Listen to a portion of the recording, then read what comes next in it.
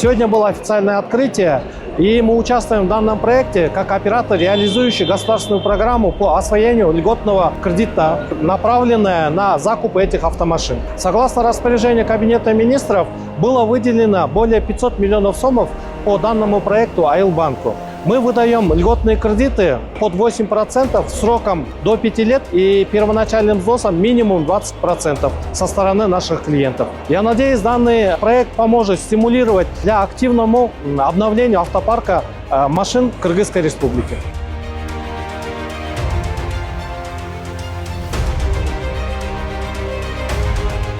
Завод у нас общей площадью 4,7 гектаров, из них 2,8 гектара это отведены под строительные площадки.